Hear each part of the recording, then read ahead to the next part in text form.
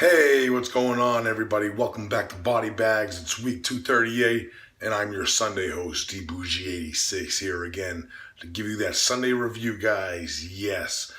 Now, the film I got for you guys today is a 1977 TV film. This is actually the reason why I chose this film to review today is because I actually got a comment on one of my previous reviews. I believe it was the Lucker, the Necrophagus review I did, and commenter actually requested to see if I could review this film for them. And I don't like to really leave my listeners and viewers unhappy, so I decided, why not? I found a copy of it for really cheap, so I picked it up and I viewed it last night, so I'm reviewing it today for you guys. And 1977 TV film titled Ants.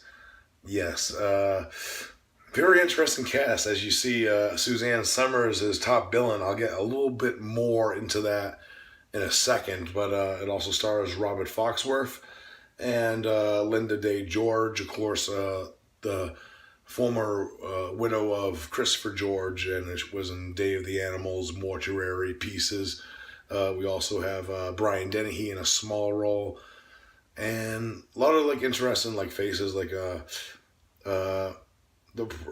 who played Linda Day George's mother is actually played by Myra Loy, who was in the Thin Man series. So that's probably the most classical actor that's in this movie. But enough of that. Pretty much the plot of Ants is and it involves this setting of this hotel resort and stuff.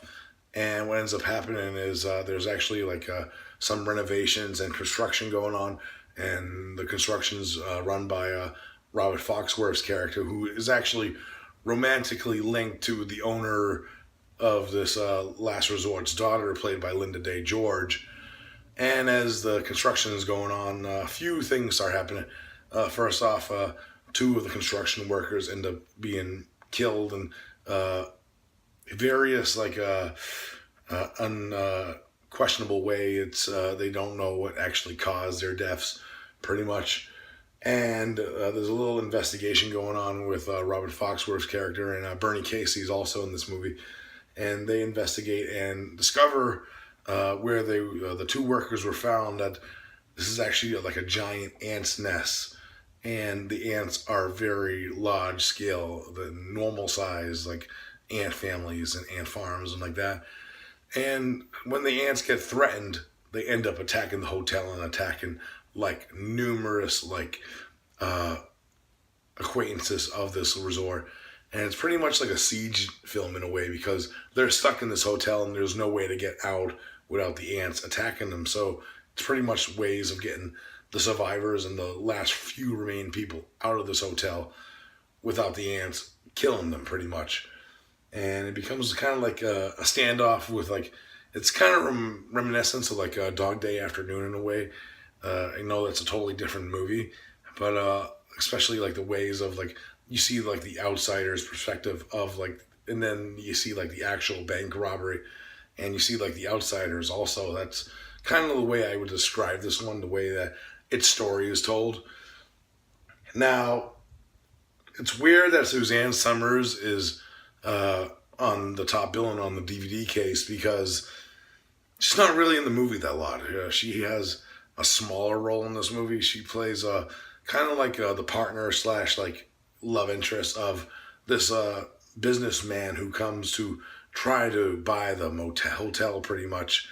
And it's a very smaller role, and I know why maybe they did put her, because she's kind of a known star. Of course, Suzanne Summers, everyone knows her from Three's Company and shit like that. But it's very odd that she got top billing when she's not really in the film. It's not really a spoiler. She has a great demise, but for a TV film, there's not really as many deaths as you would think with a killer ant movie.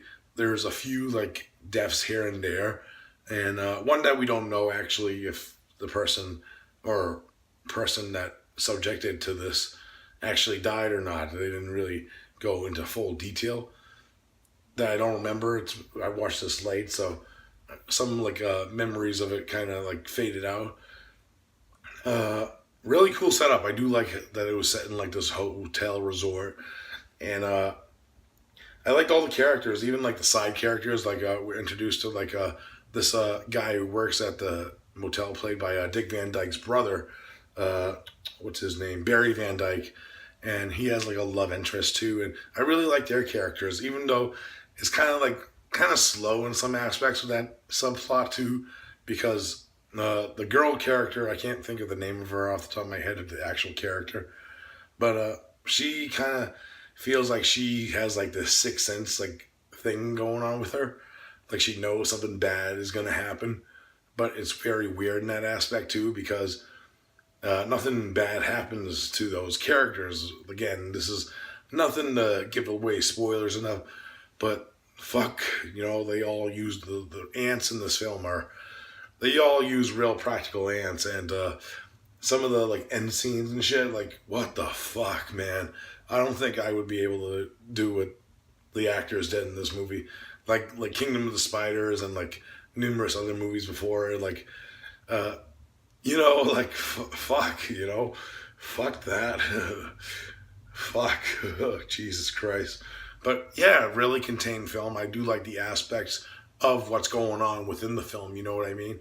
Especially with like that aspect of getting to see like the outsider's perspective portrayed by like Brian Dennehy as like the fire chief, and various other like there's like some disease control people that are involved too in this, and an insect expert too who comes later in the film and gives our survivors some tips on how to survive longer, pretty much, which also builds into like the creep factor that really creeped me out of this movie.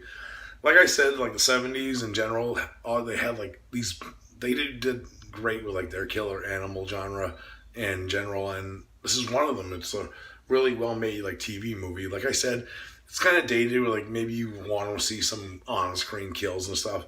There's a few of them that happen in the film, but certain ones they don't show on camera. Pretty much, you see like the beginning of them, and then it cuts away, and then you see like the aftermath, pretty much. But other than that, it's still entertaining to watch, and if you like killer ant movies, it's one of the better ones, to be honest. So if I had to rate it, I'm gonna give it like a solid 7.5 out of 10. Really cool like TV movie. Like I said, it might be a little tad too long, in my opinion. In some aspects, it did drag in a few aspects, but overall, still an enjoyable film. So 7.5 out of 10 for Ants. All right, guys, that's it for this review. I hope you enjoyed it. Join us next week for Scream Factory Week. Yes, we're reviewing Scream Factory titles, and I chose mine, so you'll enjoy what I chose. A lot of good choices from what I've been reading. So I hope you enjoy that week, and I'll see you then, peeps. Peace out.